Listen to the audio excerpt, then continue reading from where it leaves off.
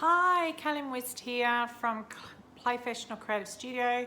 I'm creating a video today to help a student a student who's doing a assignment, a project on artists and how they started and what they used, a bit of everything. So I'm answering some questions for a particular student, but I thought I'd share this video and it might help you or your students if they need some information like Clarity does today. So the first question that she asked was, when did I know that I wanted to be an artist? How long ago and when did that happen? And I do remember when that happened. So I'll take you back a little bit. As a young child, I always loved to create things. So I would make things out of, egg cartons, you name it, anything I could get my hands on. I love to upcycle or recycle and make gifts. I do remember getting a book given to me by a neighbour. A friendly neighbour up the road gave me this book on how to create gifts out of things. So I was making gifts for everyone out of things just found around the house and that. So I loved making and creating different things. Both my parents were fairly creative too, and so there was projects going on in the home at times, and that inspired me. So I was always making things or interested in making things. But as I got older, I started to draw. But the turning point was probably when I was, I was either grade 6 or early years of high school. I can't remember if it was grade 6 or later, but a cousin had come down from interstate to live with us for a few months to get work. She come down to Victoria to work and she stayed with us, and she drew a lot. And I was very, very inspired by the drawings, and so I started to draw by copying mainly. That's what she did. She copied things out of comics or copied a doll. I remember copying this doll and doing different dresses on the doll. So I started doing that. And then as I moved into high school, I had to, as you move along into high school, well, it was technical school for me then, but we had to choose an elective eventually, so our major subjects. So I chose art knowing that I really wanted to go into art. And I was encouraged by my parents to do what I felt I should do, even though it was seen at that time to never be something that you would make a living off. But my parents were still okay with me doing that. So I did that, and as I went to a technical school, we learnt more than just art. We were fortunate I was able to do sheet metal and woodwork and things. So I got a real hands-on tradie kind of experience there as well, which is really, really good. And my father was a builder. I used to always watch him building things and have a little go at myself. And as a young adult, when I moved out of home, I wasn't scared to, use a hammer and a nail and be fixing things or have a crack at making things, whether it be a cupboard or whatever. So I was always, it didn't really matter what it was. I just liked creating things, and it was a kind of self-sufficiency thing it was all about making do actually with very little, and making more out of next to nothing. So that's when I knew, and I went through high school into college. I didn't stay in college a long time before I entered the workforce, and again I moved into creative fields, all different creative fields as I went along, and have continued to do that. The next question was, what is my inspiration? And my inspiration comes from my motives and the things that inspire me personally inwardly, and also visually. The external influences are varied. I don't have any one particular influence. I like to look at everything that's available and everything that everyone's creating, and just get a pulse on what inspires me, what I'm drawn to. And I've deliberately created a consciousness about what I like, what I personally like. I haven't tried to be anyone else. I haven't tried to follow or mimic anyone else. What I've tried to do is learn from the best that I can.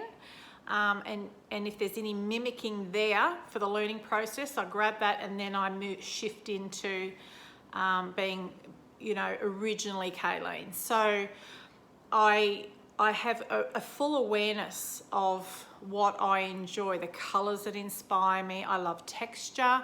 I'm quite aware of imagery that I'm attracted to in particular. And so my artwork has been influenced by that, and it's also been influenced by my desire to learn and to grow. So I love to experiment, and some of who I have become as an artist has come out of that place of experimenting and accidental discovery. The other thing is that spiritual motivation. I am a Christian, and I am highly inspired by what God shows and reveals to me. And so that outworks in my artwork, in particularly my paintings and my drawings. So I translate what I see from God, because I see visually, and I translate that with the skills that I have down onto paper or onto the artwork. And with the furniture, it's the same as any imagery. I have studied extensively the creation of furniture, and I've read up a bit on history, and I know the periods of furniture that I am drawn to personally. I know the colours and the textures and the combinations that I personally like, and that's what I've gone with. So my client base is built on my preference. So I just create things that I enjoy and feel are beautiful or think are beautiful, and then automatically that's drawing people to me that have my taste, which makes it easier. You don't have to get in the minds of someone else. People who have the same taste, the same flavour of creativity as you do will be automatically drawn to you, and then you can be very authentically you. The next question is, what materials do I use when illustrating my books? Now, my books have been created all very differently. The very first book, Adopt Your Father, was painted with oil paints on canvas, and then the other books have been very different. So Without Me was acrylic on paper. Silly and Nonna was drawn, and then it was scanned into the computer, and then I created a digital pastel brush and virtually painted it with pastel on the computer. So I use a large Wacom monitor that sits beside my desktop computer. So it's like this huge iPad, if you like, if you don't know what a Wacom monitor is. And so I can virtually, with a pen, draw just like you can on an iPad on this big monitor. And that's how I painted the pastel work on Silly and Nonna. The When I'm Shining with Light series that I've just completed, the 9-book series by Kids Light Up, that was drawn with pencil, scanned in, and I coloured that in in Photoshop, which is part of the Adobe suite.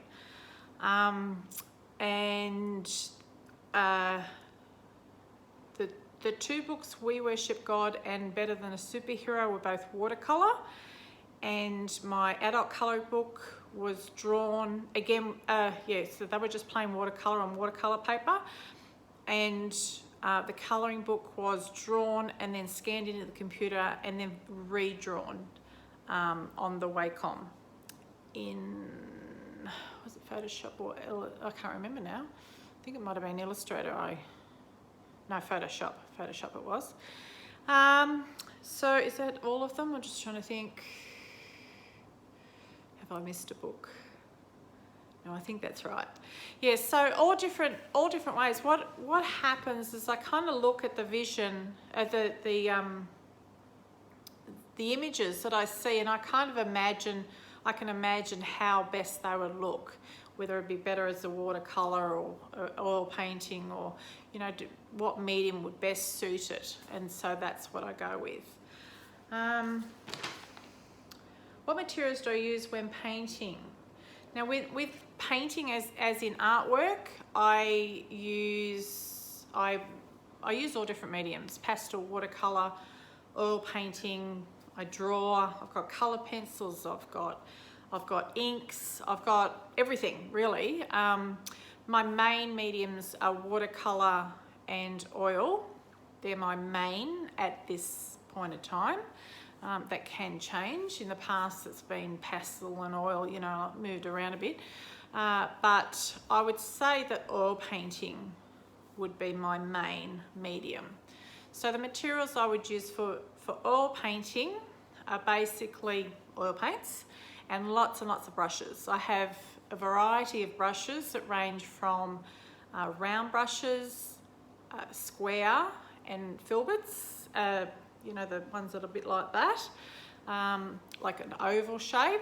I mainly use rounds and squares, and I have probably a couple hundred brushes, but at any one time I would only use maybe six to 10 brushes while I'm painting a painting. And it just depends on the brush stroke that I want to and the size of the brush stroke that I want to do, or if I'm doing really detailed areas, or if I want to block in really quickly, I'll use a big brush. So it just depends on what I'm doing to what brush that I choose. The other materials that I use, I wash my brushes basically in soap and water. I do use terps a little bit if I have to clean on the go, the brushes as I'm painting, but otherwise I just wash them in soap and water, because you can actually do that with oil painting. I use a medium. There's Australian medium. I'm just trying out one at the moment. I can't really tell you what brand it is. I can't remember, but it's a low odor, like it's a nice, environmentally much better medium. But otherwise, Stand Oil and terps would be a combination medium that I will use with oil. And retouch varnish is used after, if there's been a painting that's been drying for a while and I want to go back into it, I need to put retouch varnish on it to bring the colours back to life again, and so I can judge them as they truly are, because some colours kind of dull off when it dries. So I use that, and there's a final varnish that goes on after the painting's dried for a very, very long time. And I think coarse canvas. All painting's always on a canvas, on a primed canvas, whether that be stretched or loose canvas that I tape to a board. With the paintings too, with artwork I have other materials as well, which I think is one of the questions coming up. What materials do you use when working on furniture? Again, a lot of different materials. There is, in preparation stage, there is sandpaper. When sanding is needed, there is primer, if that needs to happen. So I use either shellac or a matte varnish, something that'll seal any possible tannin bleed if that is going to happen. If that's not going to happen, we can go straight in with the paint, and I use a chalk, a mineral or a chalk finish paint, and so that goes on. And then there's a sealer, usually in the way of natural waxes. I prefer natural waxes, clear and coloured, or hemp oil. Apart from that, just varnishes, just water-based varnishes I use sometimes as well. And if it's a wood finish, if I'm sanding back to a nice wood finish and staining, there would be stain involved, and sometimes the sealers are the more fumey ones, you know, that you get in like the hardwares that you know, like a varnish for something really, really tough that has to go outside or whatever. So there's lots of tools involved. Pretty much everything you would see in a tool shop. I get to use, you know, drills and hammers and all sorts of electrical sanders and so forth. So there's a lot of tools involved as well. Do I use computers for any of your design work? Well, yes. Design work, I use computers most of the time, and I use the Adobe suite, which is InDesign, Photoshop, Illustrator, and the alike, but they're my main programs that I use. I also use my iPad.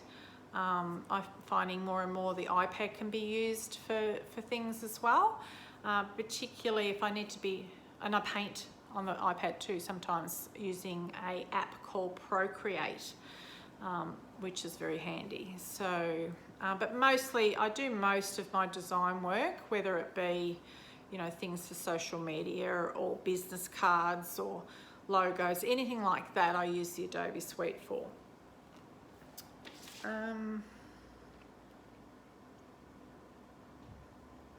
What other tools, equipments do I use, if any?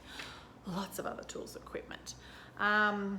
Let's see, in the art realm, there's watercolor papers, there's pastel paper, there's ink papers, there's, I have a light box that I use occasionally.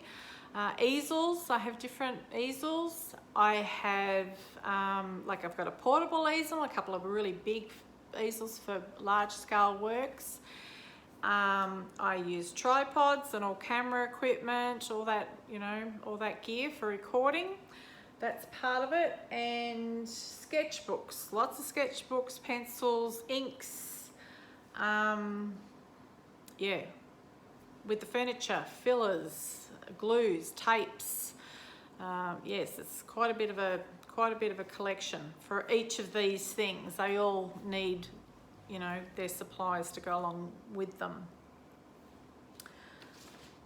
The last question is, how do you begin your work and what is your design process when illustrating?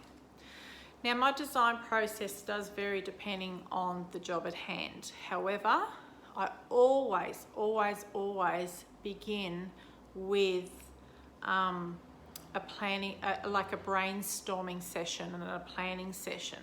I'm big on, even with artwork, doing thumbnail sketches, you know, brainstorming the process out first rather than just launching into something, because I believe it really gives you that opportunity to develop ideas and innovation that you otherwise wouldn't come up with. And I'm also big on prayer. In preparation, I hand my day over to the Lord and expect the Holy Spirit to lead me. But I also, in particular moments, I feel God's prompt to pray, and I pray for instruction with His wisdom and His insight and innovation. So I think the planning stage and that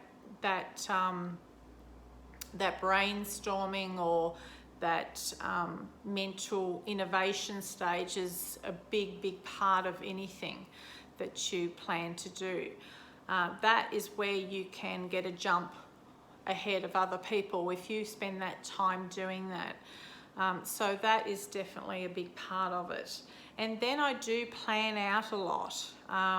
Planning is a very big, important part of the creative process, and as in general, as a business owner or as, you know, as an artist, you need to have some kind of system, and a system that is friendly to your workflow.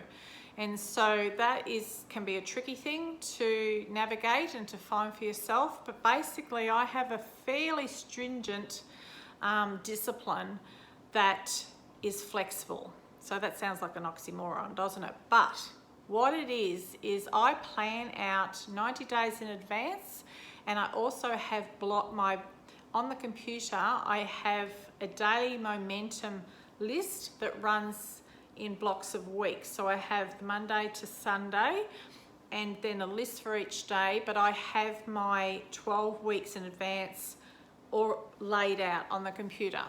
And then I have like a chart that I put a broad view of the next 3 months of what I've got to do. So the main important things get slotted in. I can see projects at a glance. I can see the really important things that I need to keep track of, right down to the detail. And because most of it's on the computer, I'm able to move it around if it doesn't fit or if things have got to slide into the next day. But every single day I check that. Every single day I see what I've got to do. The list grows. It usually grows beyond the hours. And so I'm able to look and go, well, what are my top 3 things for the day I must get done? Always pop them up the top, and I try and make that list in order of things. So because if you do all of that, what you're able to do is take any project and then broadly slot in stages. So if I'm dealing with a client, so say if I'm on a publishing contract and I'm working with a publisher, or I'm working with authors, I can sit down and go, okay, you know, this stage is this will be this block of time, then we can expect to have a meeting here, and this stage will kick in here, and we kind of can broad view a whole project from start to finish. If you don't have that system, you just can't do it. You'll be either limited to how much you can do and take on, or it will overwhelm you and then block that creative process. So you need to be really free of all that admin stuff and all that all those things, those responsibilities, so that you can shift into your creative space freely and be the best you can be in that space. So that would be my process, the most important part of the process. And like I said, each project is different, but I always, if I'm working with a client, there'll be stages that we come in and we check in, where it gets signed off for approval before we moved into the next and the next. So we break everything down into blocks, and I'm big on planning like that. So I hope that helps, and I hope it helps other students that might be researching this kind of thing. It gives an insight to the lifestyle of an artist or a freelancer. And although I do work in different areas, and it's a bit unusual to most, because usually somebody's in one particular area, that gives a broad overview that is probably helpful regardless. Even if somebody's just a freelance graphic designer, some of those things would apply as far as materials and that, but the process is definitely a handy thing to know. Okay, good luck with your projects, and I hope that information is helpful for you. If you're watching just as a creative, I hope you got something out of it. Let me know, and if there's any other questions, let me know, and let me help you with videos. Any information I can help to help other creatives out there. Okay, God bless.